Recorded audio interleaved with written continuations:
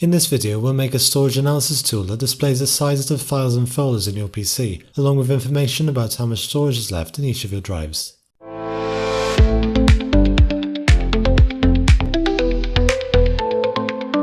Hey guys, and welcome to Azul Coding. To save time, I've gone ahead and set up some of the UI controls we'll need to make our storage analysis app, and I'll talk you through those in just a moment. All the code in this video is available from the link in the description down below. I'll be writing this in C#, but there's a VB.NET translation available from the link as well.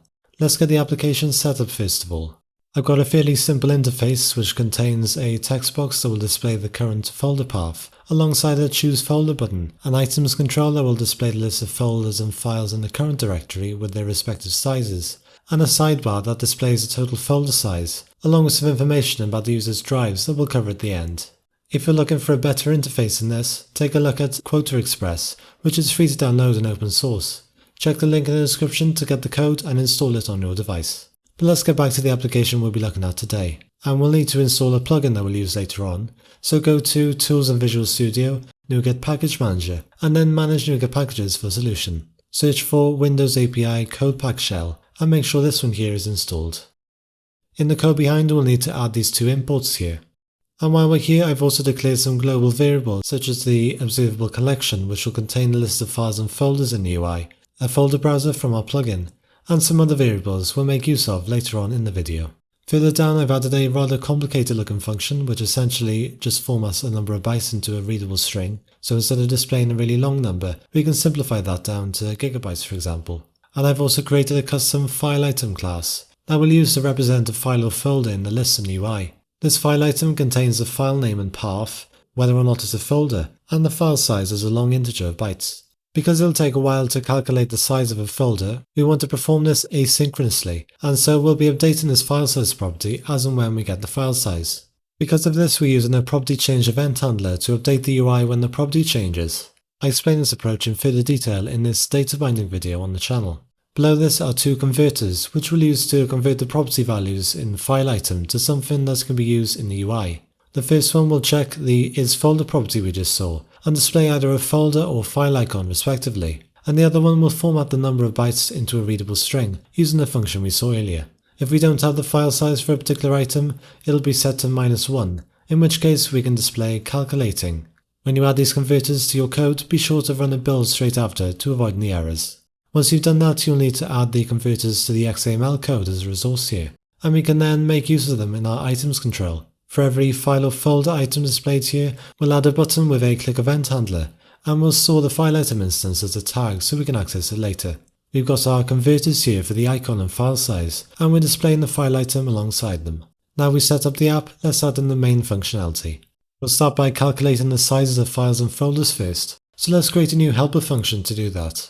This function will take in a directory info instance, which allows us to get the files within a particular directory, and a cancellation token.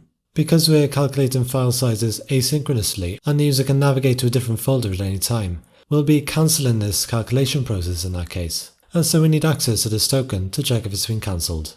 In a try-catch block, we can loop through the files in the directory first, and thanks to directory info, we can simply use the getFiles function. We'll then check if this process has been cancelled, and if it has, we'll return straight away. Otherwise, we'll add the length or size of this file to the size variable. We can then repeat this but for directories or subfolders this time, using the getDirectories function.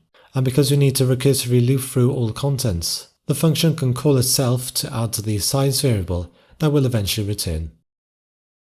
We'll now declare a function that will loop through the observable collection of files and folders that we display in the UI, checking the cancellation token as before. If we're looking at a folder, we can call our helper function to recursively get the size of the folder, and if it's a file, we'll create a new file info instance and get the length of this, which represents the size.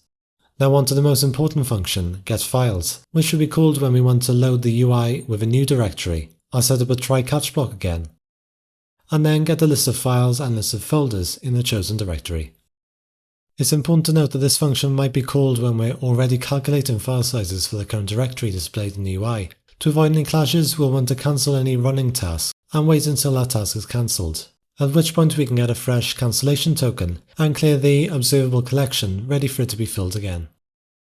We'll first loop through the folders and use our file item class with the name, path and isFolder set to true. and then the same for the files. We'll then update the text field, total size label, and also scroll the list up to the top. And then we'll set up our asynchronous task to calculate the file sizes. We can do this using task run like so. And if the process isn't cancelled by the time it's finished, we'll update the total size label using the sum function to get the total. Now when the user clicks on the Choose Folder button, we'll open up the folder browser, and if the user clicks OK, we'll call Get Files to update the UI. And similarly, if the user presses Enter after typing directly in the input field, we'll also call Get Files, making sure that the text box isn't empty and the file path they entered exists. If it doesn't, we'll display an error. When the user clicks on one of the file or folder items in the list, we'll want to load the UI again if it's a folder. And otherwise, open the file using the default app. We can do this by starting a new process, making sure to set use shall execute to true. Lastly, we'll set the items control source to the observable collection, and we can load a default folder. We can make use of our plugin again to get the path of a known folder. Feel free to choose one from this list. I'll go with downloads for now.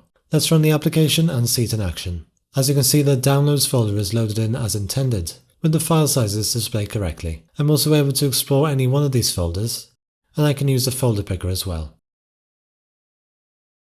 Let's move on to the last part, the drive analysis section. We'll want to fill a combo box so the user is able to select which drive they want to analyse. This could be a disk drive or a removable drive like a USB, and once selected, we'll display the space taken, remaining space and total space of the drive.